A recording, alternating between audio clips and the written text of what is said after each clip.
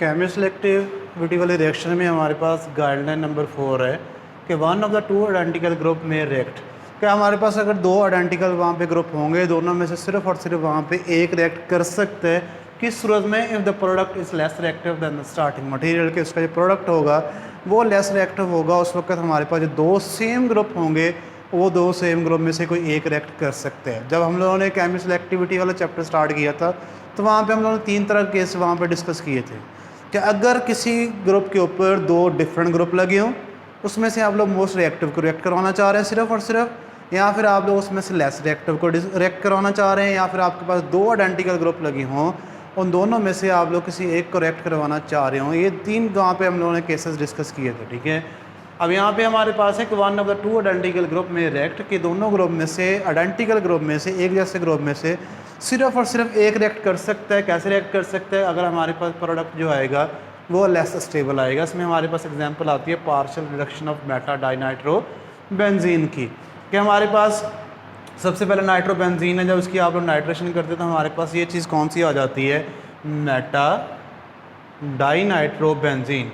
जब आप लोग इसकी रिडक्शन करते हैं, ठीक है, उस वक्त हमारे पास सिर्फ और सिर्फ इनमें से एक ग्रुप रिड्यूस होता है, वो NH2 में चेंज होता है, दूसरा ग्रुप होता है वो रिड्यूस नहीं होता। इसलिए हमने लिखा होता है partial reduction of Meta dinitro benzene, कि डाइनाइट्रो का मतलब वहाँ पे दो नाइट्रो ग्रुप है और उनमें से सिर्फ और सिर्फ एक ग्रुप रिड्यूस होता है, जिस वजह से हम इसे कहते हैं पार्शियल रिडक्शन, ठीक है। अब हमारे पास दो ग्रुप हैं, इन दोनों में से जो एक ग्रुप जो मर्जी हो जाए, ठीक है, ये वाला ग्रुप रिड्यूस हो जाए, ये वाला रिड्यूस हो जाए, सिर्फ और सिर्फ उसकी रिडक्शन होती है, हमारे पास दूसरे ग्रुप की रिडक्शन नहीं होती। उसके लिए हम लोग इस्तेमाल करते हैं NaSH साथ मेथनॉल, आप लोग इसको इस्तेमाल करते हैं जब आप लोग इसकी रिडक्शन करवाते हैं। अब हमारे पास ये वाला ग्रुप प्रोड्यूस हो गया, उस वक्त भी हमारे पास यही प्रोडक्ट आएगा, या ये वाला हो जाए, ठीक है, उस वक्त भी हमारे पास यही आएगा, कि मतलब दो नाइट्रो में से एक नाइट्रो वैसे रह जाएगा, एक नाइट्रो की वहाँ पर रिडक्शन हो जाएगी। अब ऐसा क्यों होता है? क्योंकि रिडक्शन का मतलब होता है कि आप लोग वहाँ पर इलेक्ट्रॉन्स दे रहे हैं, ठीक है। जब आप लोग इलेक्ट्रॉन्स दे रहे हैं, इलेक्ट्रॉन किसको देते हैं? जितना इलेक्ट्रॉन वहाँ पे डेफिशिएंट ज़्यादा होता है, मतलब जितना इलेक्ट्रॉन ज़्यादा हंग्री होता है उसको इलेक्ट्रॉन देने उतने ज़्यादा आसान होते हैं। अब जैसे ही एक वहाँ पे अमाइनो ग्रुप बनता है तो ये वाला अमाइनो ग्रुप रिंग में अपने इलेक्ट्रॉन डोनेट करता है, जिस वजह से इसके जो इलेक्ट्रॉन लेने की कैपेसिटी होती है वो कम हो जाती है, क्योंकि इधर से वो इलेक्ट्रॉन ले रहा होता है, ठीक है। मतलब इसकी रिएक्टिविटी क्या होती है? कम होती है। ये हमारे पास लेस रिएक्टिव होता है। अब ये हमारे पास मोस्ट रिएक्टिव है। एक तो खुद ये नाइट्रो कैसा इलेक्ट्रॉन विड्रॉइंग ग्रुप है, ठीक है, इलेक्ट्रॉन से चाहिए नाइट्रोजन के ऊपर कौन सा चार्ज होता है? ऐसे पॉजिटिव, ठीक है, कि नाइट्रोजन है, जब आप नाइट्रो का स्ट्रक्चर देखते हैं इस तरह से नेगेटिव, और यहाँ पे कौन सा स्ट्रक्चर होता है? पॉजिटिव। ये वाला इसका रेजोनेटिंग स्ट्रक्चर यहाँ वाला इधर शिफ्ट होगा तो ये वाला इधर आ जाएगा, फिर भी नाइट्रोजन के ऊपर कौन सा चार्ज रहेगा? पॉजिटिव रहेगा। रिडक्शन का मतलब है कि आप वहाँ पर इलेक्ट्रॉन दे रहे हैं। अब इधर हमारे पास क्या चीज़ है कि दोनों नाइट्रो ग्रुप हैं, दोनों नाइट्रो ग्रुप हैं, ठीक है, ये इलेक्ट्रॉन विड्रॉएंगे, ये इलेक्ट्रॉन विड्रॉएंगे, ये इलेक्ट्रॉन इधर से विड्रॉ करके इसको ज़्यादा रिएक्टिव बना रहे हैं, इधर विड्रॉ करके इसको ज़्यादा रिएक्टिव बना रहे हैं, मतलब दोनों एक दूसरे की रिएक्टिविटी को वहाँ पे फास्ट कर रहे हैं, तेज़ कर रहे हैं। लेकिन यहाँ पे क्या होता है कि नाइट्रोजन जो होता है अमाइनो वाला, ये अपने लोन पे रिंग को डोनेट करता है, जिस वजह से इसे इधर से इलेक्ट्रॉन मिल जाते हैं और इसको ये इलेक्ट्रॉन लेने की जो कैपेसिटी होती है वो कम हो जाती है, मतलब ये हमारे पास लेस रिएक्टिव हो जाता है।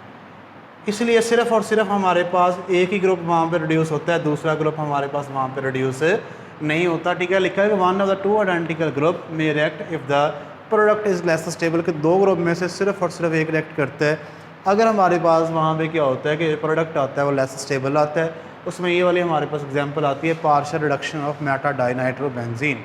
अब हमारे पास एक एग्जाम्पल है एथोडाइज वहाँ पे बनी हुई है, इसकी डिस्कनेक्शन हमने करनी है। तो सबसे पहले हम लोग इस जगह से इसकी डिस्कनेक्शन कर रहे हैं, ठीक है।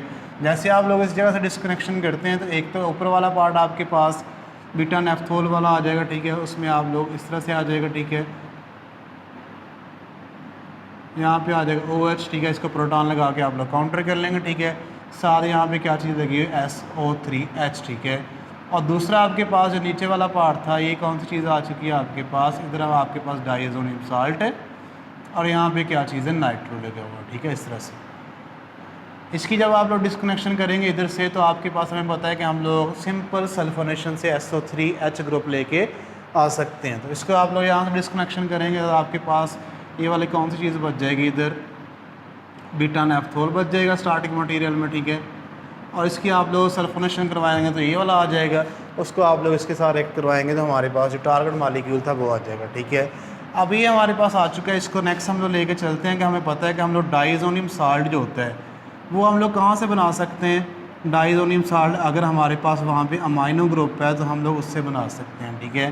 तो इसका मतलब है कि ये वाला डाइज़ोनियम साल्ट आप लोग कहाँ से बनाएंगे, हम लोग ये NH2 से बनाएंगे, ठीक है। ये हमारे पास नाइट्रो आ गया और NH2 आप लोग कहाँ से लेके आते हैं, नाइट्रो से लेके आते हैं, नाइट्रो की रिडक्शन से, ठीक है। तो ये आपके पास क्या चीज़ आ गई है, नाइट्रो आ चुका है। ये आपके पास क्या आ गया, नाइट्रो। आप देखें दोनों दूसरे के लिहाज से मेटा पे लगे हुए, ये वाली हमारे पास कंडीशन आ गई कि मेटा डाइनाइट्रो बेंजीन बन चुकी है। तो हम लोग क्या करेंगे, यहाँ से इसकी डिस्कनेक्शन करेंगे तो हमारे पास सिंपल आ जाएगा, ठीक है, नाइट्रो बेंजीन। अब इधर से जब आप लोग सिंथेसिस करते हैं तो हम लोग यहाँ से लेके स्टार्ट करते हैं कि हम लोग क्या करेंगे कि हमारे पास क्या चीज़ होगी, एक पहले नाइट्रो बेंजीन होगी। नाइट्रो बेंजीन के सबसे पहले आप लोग करेंगे नाइट्रेशन, नाइट्रिक एसिड को इस्तेमाल करेंगे, साथ हम लोग सल्फ्यूरिक एसिड को इस्तेमाल करेंगे। तो उसके नतीजे में हमारे पास कौन सी चीज़ वहाँ पे बन रही है, मेटा डाइनाइट्रो बेंजीन बन रही है। उसकी हम लोग वहाँ पे पार्शियल रिडक्शन करेंगे। अभी हम लोग मेथड पढ़ चुके हैं, उसके लिए हम लोग ये वाला रीजन इस्तेमाल करते हैं, द प्रेजेंस ऑफ मेथनॉल। तो हमारे पास वहाँ पे सिर्फ़ और सिर्फ एक जो फंक्शनल ग्रुप है उसकी रिडक्शन होती है और वो किस में चेंज हो जाता है, हमारे पास अमाइनो में चेंज हो जाता है, ठीक है। अब ये हमारे पास आ चुका है अमाइनो ग्रुप। इसका हमने सबसे पहले डाइज़ोनियम साल्ट बनाना है, उसके बाद आप लोगों ने इसे बीटा नेफ्थोल से रिएक्ट करवाना है। डाइज़ोनियम साल्ट आप लोग किस तरह से बनाते होते हैं कि हम लोग नाइट्रस एसिड से, नाइट्रस एसिड आप लोग कैसे लेते हैं, सोडियम नाइट्रेट और HCl की रिएक्शन से बनाते हैं। तो हमारे पास कौन सी चीज़ आ चुकी है, ये डाइज़ोनियम साल्ट आ चुका है, ठीक है। ये आपके पास आ गया N2 पॉजिटिव और साथ यहाँ पे कौन सी चीज़ आ गई है, NO2 आ चुका है, ठीक है। अब ये मेन हमारे पास थे, ये वाला हमारे पास एक साइड से बन चुके हैं। अब ये वाला आपने बनाना है, वो आप लोग कहाँ से लेके बनाएंगे, ठीक है। वो आप लोग सबसे पहले क्या करेंगे, बीटा नेफ्थोल लेंगे। बीटा नेफ्थोल के आप लोग सल्फोनेशन करेंगे तो वो हमारे पास आ जाएगा, ठीक है। अब हमारे पास बीटा नेफ्थोल है और बीटा नेफ्थोल की आप लोग सल्फोनेशन करेंगे, ठीक है। उसके लिए आप लोग सल्फ्यूरिक एसिड इस्तेमाल कर सकते हैं, SO3 इस्तेमाल कर सकते हैं, या फिर ओलियम वगैरह हम लोग इस्तेमाल करते हैं। तो हमारे पास वहाँ पे कौन सी चीज़ आ जाएगी, ये, ठीक है। साथ आ जाएगा OH, इधर आपके पास आ जाएगा SO3H। ये हमारे पास सल्फोनेशन से आ चुका है, ठीक है। अब इन दोनों के रिएक्शन से हमारे पास जो हमारा कोरस्पॉन्डिंग टारगेट मॉलिक्यूल था, ठीक है, वो वाला हमारे पास बन चुका है, ठीक है। ये हमारे पास था जिसमें हम लोगों ने मेटा डाइनाइट्रो बेंजीन को इस्तेमाल किया, ठीक है। उसको जब हम लोग बना रहे हैं वापस, तो सबसे पहले आप लोग नाइट्रो लेंगे, नाइट्रो बेंजीन रिडक्शन की करेंगे, नाइट्रेशन। मेटा डाइनाइट्रो हमारे पास बेंजीन बन चुकी है। जब उसके आप लोग रिडक्शन करेंगे तो हमारे पास कौन सी चीज़ बन जाती है, नाइट्रो एनिलीन बनती है, ठीक है। इसकी जब आप लोग डाइहाइड्रोटाइजेशन करवाते हैं तो ये डाइज़ोनियम साल्ट है, ठीक है। इसका आपने इसके साथ एक्शन करवाना है। तो ये आप लोग पहले बीटा नेफ्थोल से एक स्टेप पे बना के उसके सल्फोनेशन करवा के हम लोग ये चीज़ बनाते हैं, ठीक है। और उसके बाद आप लोग इन दोनों का रिएक्शन करवाते हैं तो हमारे पास जो कोरस्पॉन्डिंग हमारे एजोडाइज थी वो वाली हमारे पास बन जाती है।